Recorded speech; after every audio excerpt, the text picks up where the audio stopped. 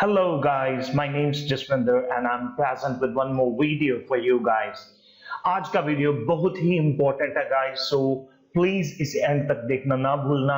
और अगर आप जल्दी में हैं तो please come back and watch my video again because it's very informative. ये बहुत ही इंफॉर्मेटिव वीडियो है guys.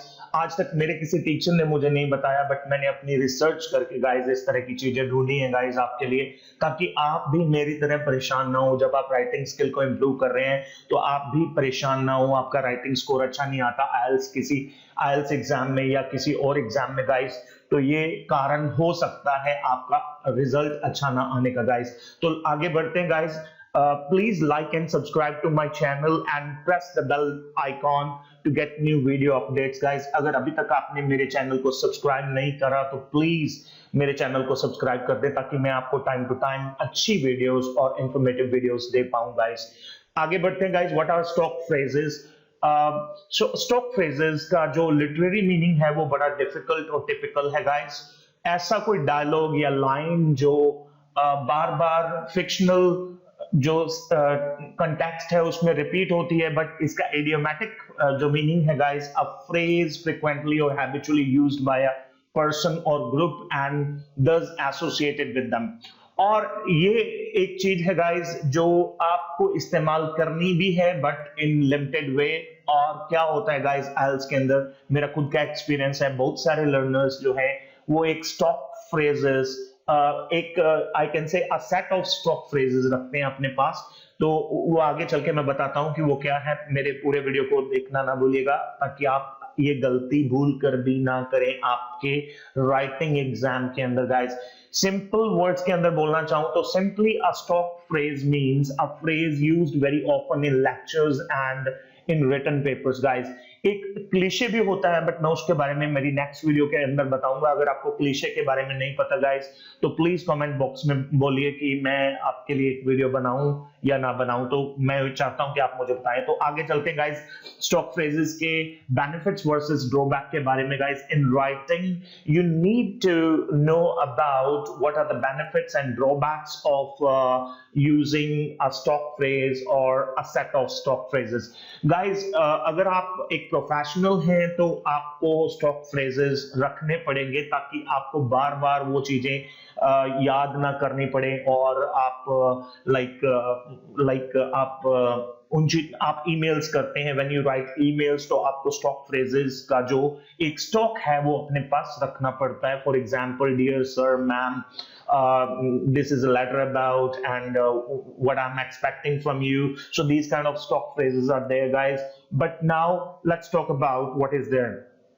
What I usually see in IELTS writing, most of the learners would write, it is crystal clear fact that। तो guys ये बहुत ही लंबा और Verde phrase है guys।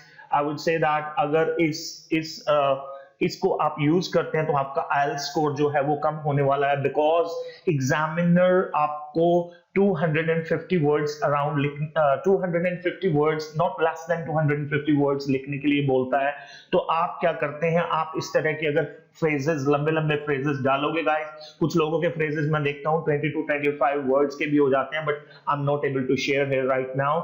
So it is crystal clear fact that guys ये बहुत Verde है guys, इसको आपको अवॉइड करना है। या तो आप इसको टोटली अवॉइड कर दीजिए, या आप बड़ा सिंपल वे से लिख सकते हैं इन फैक्ट, राइट। तो बहुत सिंपल है guys to write in fact.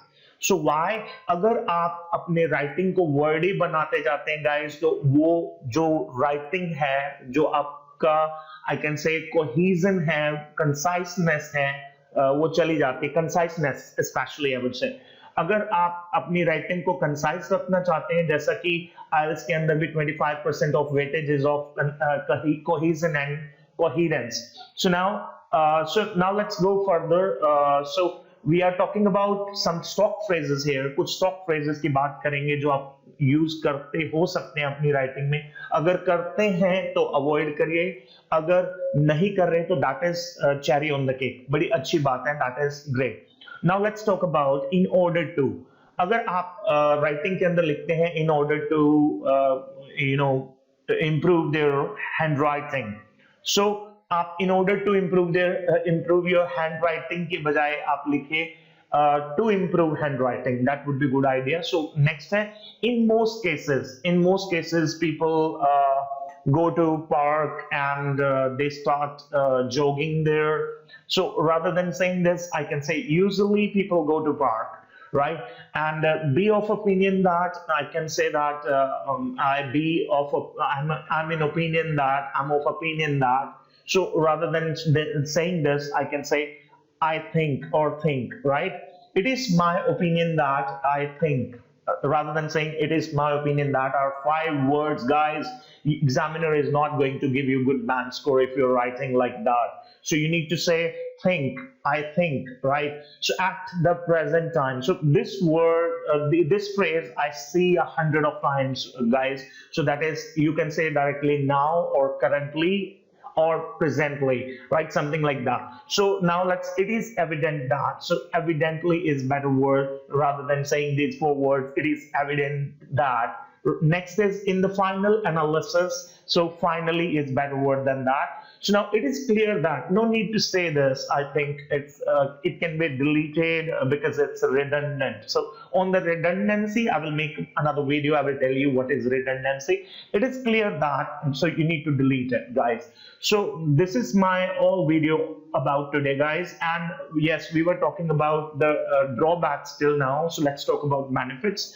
So guys, if a person is very basic learner, then a person needs to learn lots of stock phrases and set of phrases. But as soon as you become intermediate or you are turning towards the advanced level, you need to stop learning these stock phrases and you need to make your own, I can say the phrases or vocabulary which you have already learned. So guys, please comment करके comment section में जरूर बताइएगा आज का video आपको कैसा लगा and I wish you happy learning.